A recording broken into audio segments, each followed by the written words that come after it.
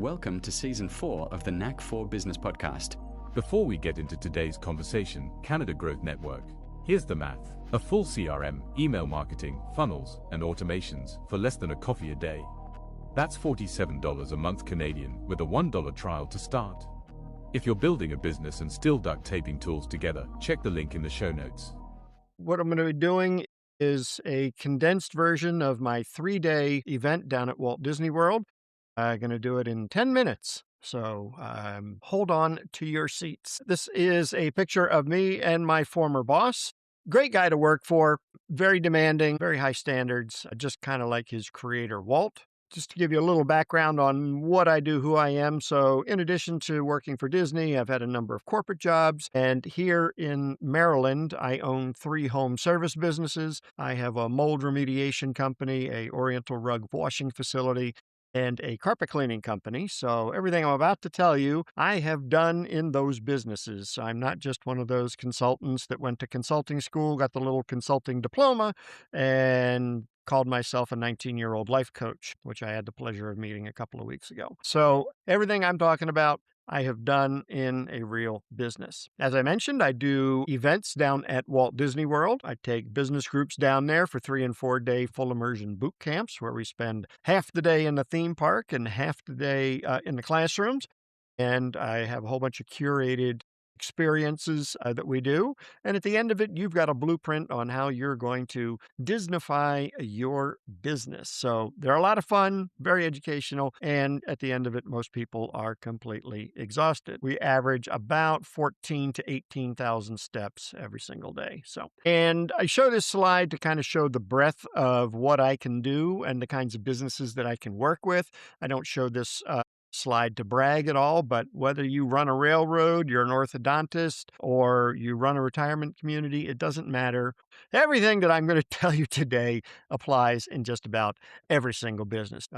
How many of you, what do you think customer experience is? What is it? Customer experience, if we want to kind of give it a definition, is really a combination of things.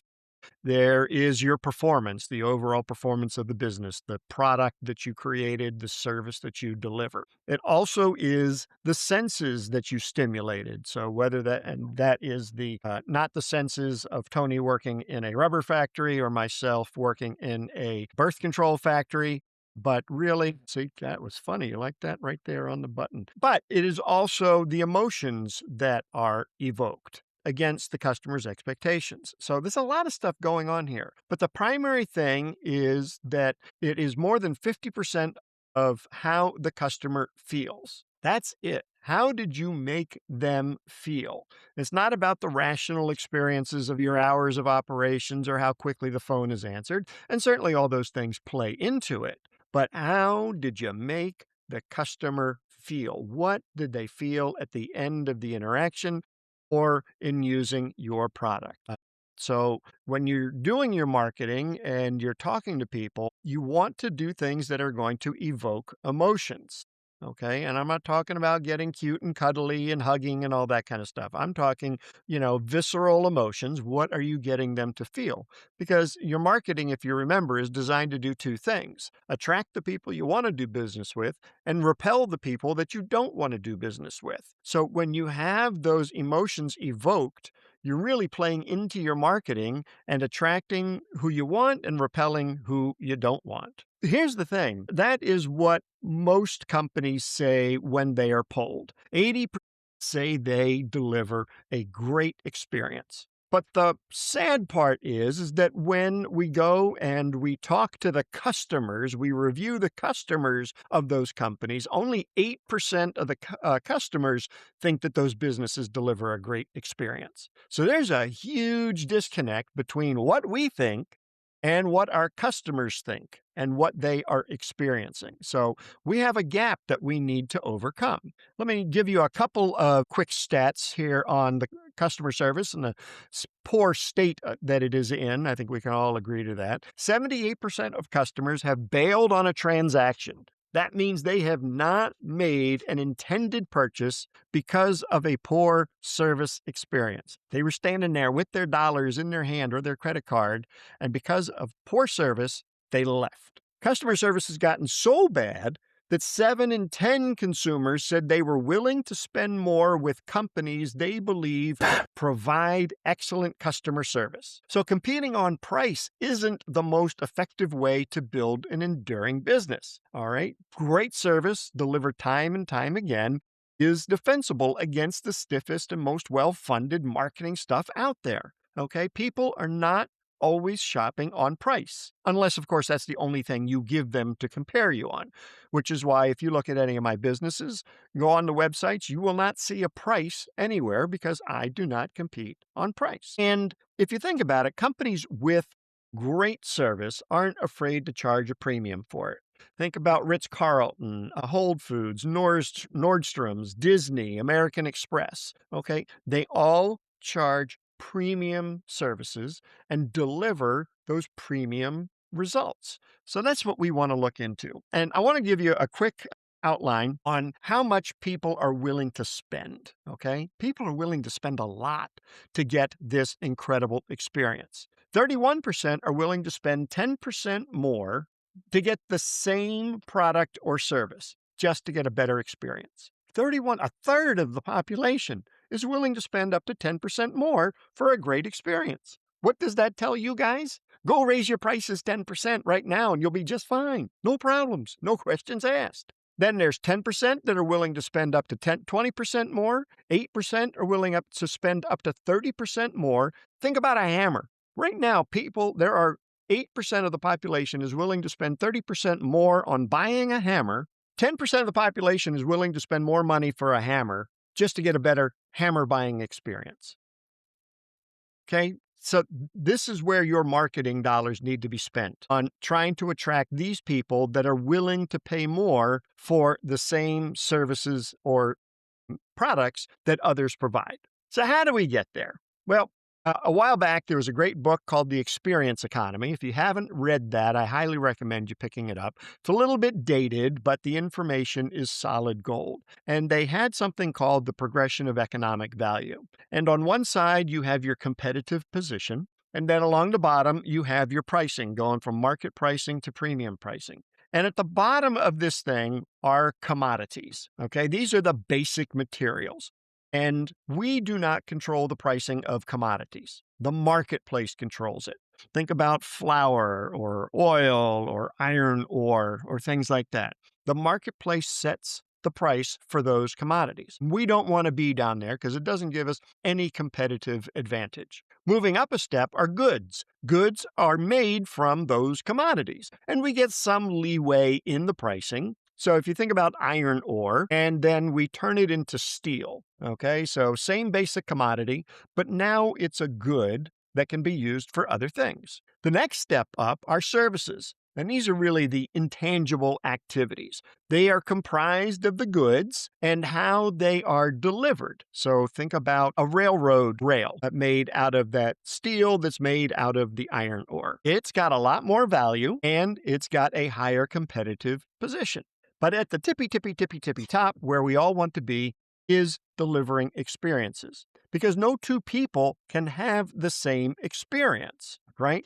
They don't go to Disney for a vacation. They go to Disney to make memories, to get some happiness, to create memories. So although you can't feel or touch or see the experiences, they are there, and that is at the top. So let's break this down. We're gonna bake a birthday cake. And for those of us of a certain age, we can remember our mothers or grandmothers actually baking cakes for us. And they touched the commodities, the flour, the cocoa, the sugar, etc. Let's just say, for sake of argument, that the amount of commodities in a birthday cake is, let's say, $5. You got a cup of flour, half a cup of sugar, etc. Right? Well, then comes along cake in a box. Those commodities became less relevant with the invention of pre-packaged cakes and frostings, right? So now you got the tub-o fake frosting, and you got the box that's got the stuff in it. All you got to do is add an egg, and there you go. So how much do these things cost? Now, I haven't bought this in a while. I don't think I've ever bought the tub of frosting, but let's just say, for sake of argument, $15. $7, $7.50 for the cake, $7.50 for the frosting. That higher cost was a trade-off because they were actually purchasing time and convenience. So people were willing to spend more for the same exact commodity ingredients. Then along comes the bakeries and the grocery stores, and it's the same basic commodity ingredients, but these cakes are like 10 times what the ingredients actually cost. Because this is the service. Same $5 worth of ingredients, but you're probably going to spend 50, 60 bucks to get a little cake with a nice little inscription on it. Again, people are buying convenience and they're buying time. And at this point, they really don't have to expend a lot of energy either. But where we want to be is at the tippy top in experiences. What do families do now? They outsource. They outsource the entire birthday party to Dave & Buster's or Chuck E. Cheese, or I know these are all U.S. Examples. Work with me here. Hopefully, Canadians, you guys don't have Chuck E. Cheese's. It would be the worst export from the United States you guys would ever get. So Dave & Buster's is pretty good. American Girl, though, did you know that American Girl has the longest amount of time a customer will spend in the store? Almost 3 hours. Can you imagine going into an auto parts store and shopping for a muffler for 3 hours? American Girl has designed the experience. So if you bought an American Girl doll, these things run about $60 or $75 for one doll. Same doll you can get at Walmart for about 10 bucks. All right, so it's 5 or 6x that hunk of plastic that's made in China. Right? And then you have to add to it outfits, because you can't just have one outfit for your doll. And the outfits run you 25 or 30 bucks each, and you're going to get at least two. So now we're up to about $120, $130 for a doll. Right? Oh, but wait, you need to get your picture taken with the doll. So you go to the American Girl photo studio. That's another 40 or 50 bucks. But wait, you can't go there because you got to get your hair done. So you go to the American Girl hair studio and you and your doll get the same matching hairstyle, right? Wait, I've been there so long. Now I'm hungry. So you go to the American Girl restaurant and you and your doll can have lunch. So that $10 doll at Walmart is worth like 250 bucks now. And it doesn't end there. You can have your birthday party at the American Girl store. For the low price of about $400 a kid, you and 9 of your closest friends can have a party there. And it doesn't end there. You can have a sleepover birthday party at the American Girl store. And it runs about $1,000 a head. So you and 9 of your closest friends can have, and it doesn't come with the doll. It's just the experience. So you go from a $10 hunk of Chinese plastic doll that you can get at Walmart, 10 bucks, all the way up to $1,000 per person birthday event around the doll. That's the extent of pricing and the price elasticity you get with delivering experiences. So we want to aim for more than just satisfaction, because satisfied customers defect all the time. And if they are just merely satisfied, okay, they are far less likely to drive any kind of business growth through referrals or repeat purchases or, a reduced price sensitivity. And then if you think about it, nobody raves about average. When was the last time you went home, sat down at the dinner table with the entire family and said, "Oh my God, you'll never guess what happened at the oil change today"? That conversation just doesn't happen. Unless, of course, you came to my client who runs oil change services.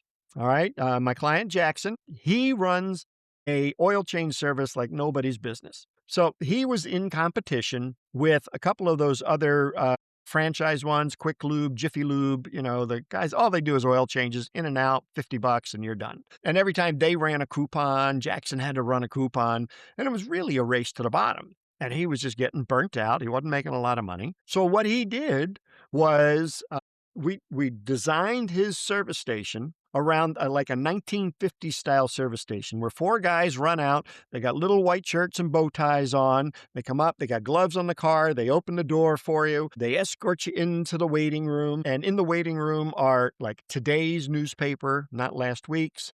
And there's also a barista in there ready to make your favorite coffee drink. Now, when was the last time you saw a barista in a oil change place? Probably never. So, and we did a whole bunch of other little things to add on to the experience. The result of all this work is he is charging 45% more for the same oil change that you can get literally 2 doors down the street from him. 45% more. It's not a magical oil. It's regular, everyday Pennzoil or whatever the hell it is that they put in the car. Same oil, It's just a different level of experience. The other ancillary benefit to it was his employees. He now has his average employees now are 18 months. That's like 62 lifetimes in the oil change world because those guys just turn over all the time.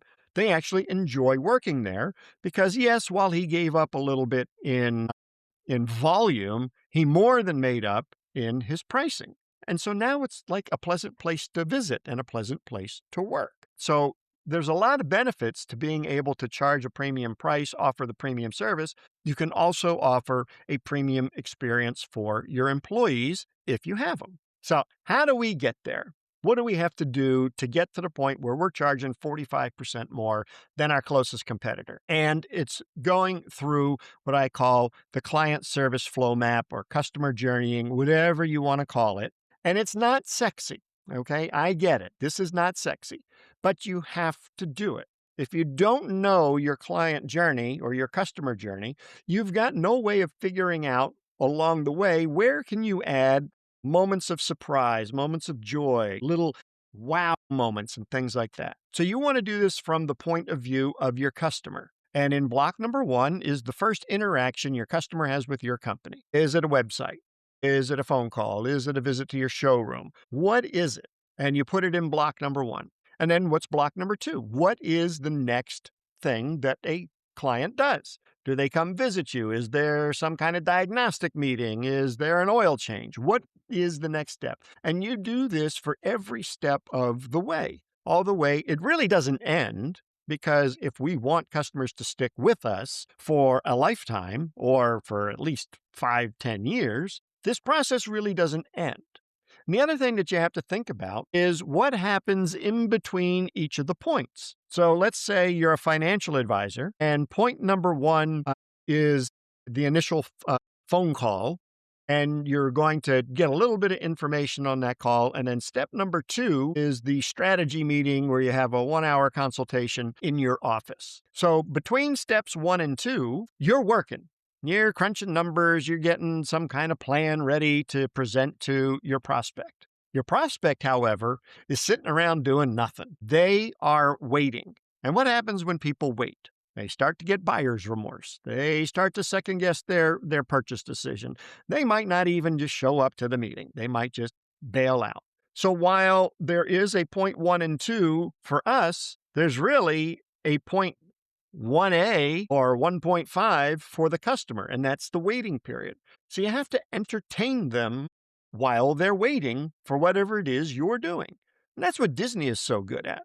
Okay, they entertain you while you're in line waiting. Yes, we do wait at Disney. It's a long, arduous thing, but being in line is actually part of the attraction. Okay, if you go on the Haunted Mansion, you've got tombstones to read, and you play with the little organ and there's cast members walking around. The wait doesn't feel so bad. So you got to identify those wait periods. Then what we do is we prioritize where can we make those things better. All right. Walt Disney had a term for this called plussing, which is process improvement. How do we make it better? So you'll go back to your journey map, you'll pick a block number, and you'll come over and you'll enter it here on the process chart. And you put the block number in there, and then you'll write in, what are we currently doing? Let's just say answer the telephone. Okay, we'll say that's our first point of contact. So block 1 is answer the telephone, and our current mediocre service is, thank you for calling Dave's Insurance. How can I help you? Now, we've all heard that from 10,000 companies, right? I mean, they all say some version of that. It's not exactly something that is memorable or is going to make you go out and talk to the world about them. So I was working with a bunch of insurance agents, and there was this Allstate guy, and he was having a hard time standing out. There was like 7 other Allstate agencies in his city, plus all of the other insurance agents from all of the other companies. And his first point of contact was answering the telephone. So we did a brainstorming session with his team, and his receptionist actually came up with the way they answered the telephone. So the insurance agent was a big rock and roll fanatic. I mean, he absolutely was just diehard rock and roll. He had autographed guitars on the walls, pictures of The Who and gold records. I mean, just rock and roll nut. So she said, I think we should lean into his personality and have him kind of be the rock and roll insurance agent. And we should answer the phone, kind of channeling our inner Wolfman Jack. So now they answer the phone. Thank you for calling Dave's Allstate, the agency that rocks. Right? And so for the first, 16 times you say it, it sounds a little bit dowdy, but it does exactly what your marketing is designed to do. It attracts the people you want and repels the people you don't want. And just by answering the phone that way, they sift, sort, and screen out anybody that would have been a bad customer for them. So that is the process. Everything you heard today is for educational purposes only. It's not professional advice. Before you act on anything, talk to a certified expert in your area. Your accountant, your lawyer, someone who knows your situation. We share perspectives. You make the decisions. Want more? Head over to blog.knack4business.com, packed with practical episodes on AI, marketing, leadership, and growth. No fluff, just the good stuff. Subscribe while you're there. Until next time, keep building.